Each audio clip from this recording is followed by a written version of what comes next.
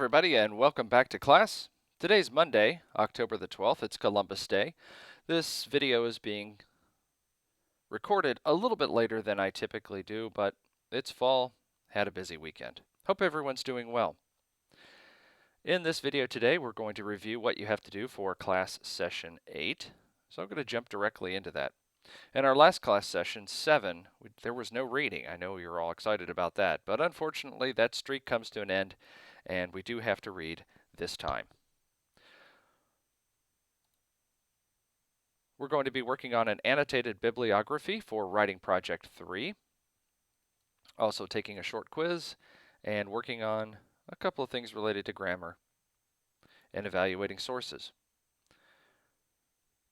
So as you'll see in this session, we have to read chapter 21, Finding Source Material, and this is an important chapter because for writing project 3, you're going to be going outside the core readings folder to find material for writing project 3. Chapter 22, Evaluating Sources. This is also very important because there's a great deal of information out there, but of course we only want to use trusted and credible information, and this will help you in finding those sources. Chapter 26 is on a mechanical topic, avoiding common problems in style, grammar, and usage. There is a quiz related to that. There's also a sample student annotated bibliography, which I will show you in just a few minutes. If you follow that format, you're going to do great. And then 3 supplemental resources, evaluating source links, practice grammar activity, and links to Purdue OWL, which is the go-to, most credible source on all things related to MLA. And I'll point out, as I have in the past, take the practice activity first and then jump directly into the quiz. You'll do great. There are 3 assignments and assessments. We're finishing off discussion board 7 and 8. I have read all of those and they're looking good. You've found some great images. There's the grammar exercise, of course, and then turning in the annotated bibliography. So let's go into the learning activities and see what we have there. Of course, here is your textbook and the 3 chapters that you need to read. Sample student annotated bibliography. This one's very important and I hope everyone takes a look at it. This one is well done. It's not from a former student of mine. I don't know who this student might have been, but they did a very nice job on it. And this is the model to follow for your annotated bibliography. I'm just going to show you this now because there is a sheet that accompanies this part of the assignment that shows you what you need to do. But notice it's in MLA format with a page number. It first discusses the rationale. Again, this is very important. And also includes the research questions that this student was attempting to answer with writing project 3. And I'll mention again because I think it's very important. Make sure in writing project 3 there is no personal opinion. This is simply picking a topic and addressing what 2 equal sides have to say about it. And then for each of your sources, notice this one didn't come from the core readings, it came from USA Today. They give an annotation first in MLA format and then address these key questions, which are also in the sheet I'm going to discuss. The writer, the publication, the summary of the stance, and how they intend to use it. And they've got this same formula for each of the writers that they are examining.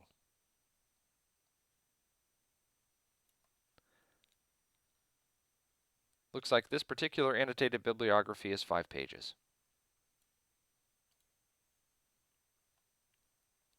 Here's the supplemental resource on evaluating source links. Again, it's supplemental. You don't have to do it if you don't think you need to. Here is the practice grammar activity. Highly recommend you do this and then jump directly into the grammar quiz. And then links to Purdue OWL. Or you can simply Google Purdue OWL. It'll take you to the same place. So let's jump into assignments and assessments for session 8 and see what is there. Look, there's tutor.com. I got some feedback recently on the number of people that are using tutor.com in the Southeast region. These numbers are not specific to this class necessarily or even all the English classes, but the numbers that I saw showed that students in this region of Ivy Tech are using tutor.com more than any other region within the state. So go us. Here are the assignments and the assessments,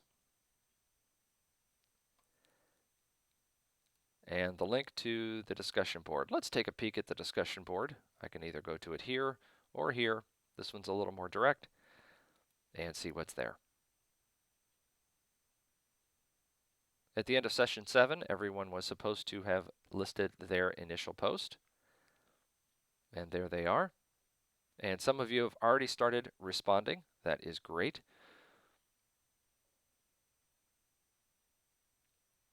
So for session 8, now that you've done your initial post, you're going to choose 2 classmates and respond to them about the images and the subject that they chose. You need to do 2 of these, and each of them should be 100 words, so 200 words in all, and you have all week to do that. Here's the link to the quiz on common pronoun errors, and then the annotated bibliography. Let's take a peek at the instructions.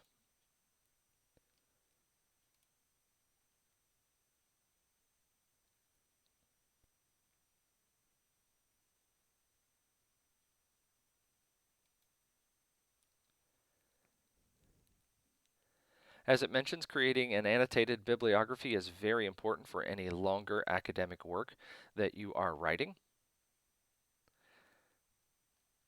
And you're going to need to spend more time than usual completing research for this project, because one of your sources that you will use will come from the core reading.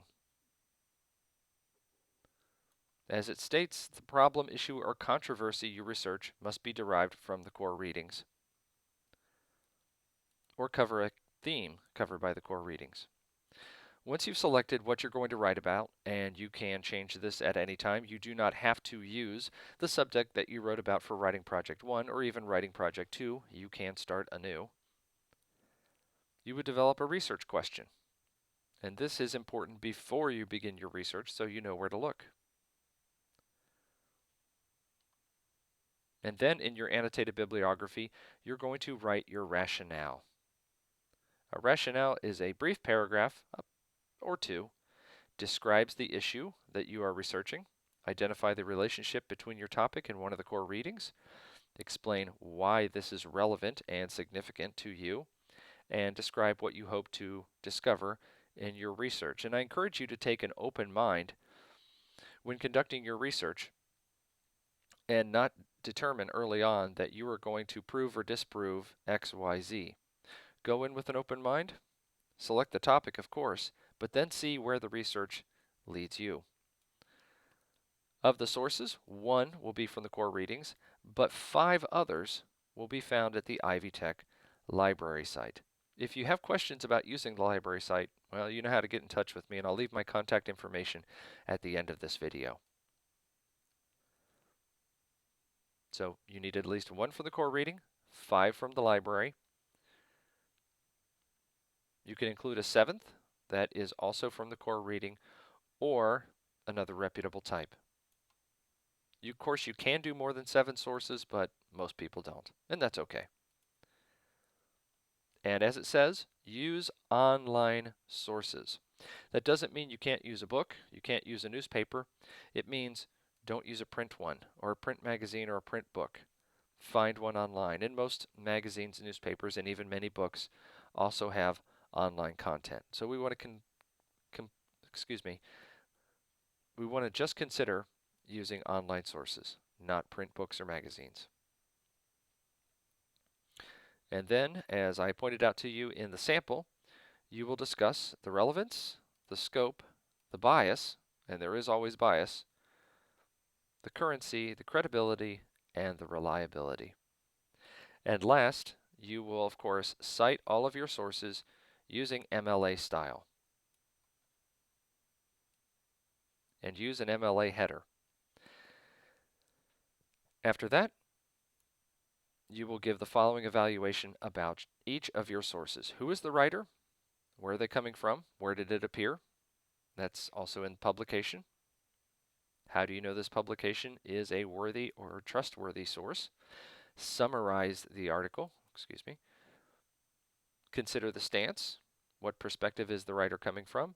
And then last, tell me how you're going to use it. And then you'll be ready to turn this in. Print this off. Refer to it frequently. It's pretty important for this week.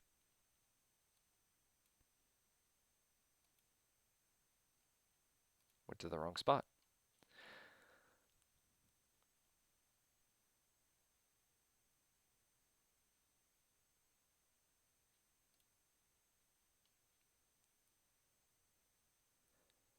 Now I've noticed that everyone who turned in writing project 2, your assignments are in as of this morning, and again it's October the 12th.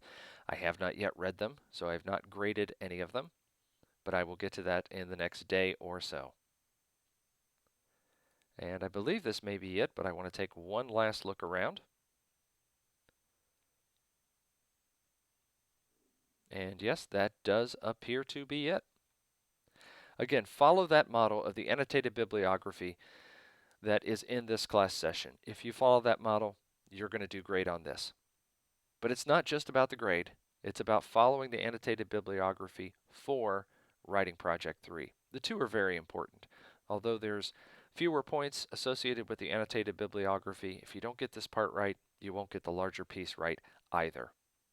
So do your best. As always, you can reach out to me at any time at 800-416-1747. I don't mind telephone calls. You can text me at 812-498-4200, or of course, you can always email me at mstenger and the number 1 at ivytech.edu. I look forward to hearing from you. Have a great week, everybody. Take care.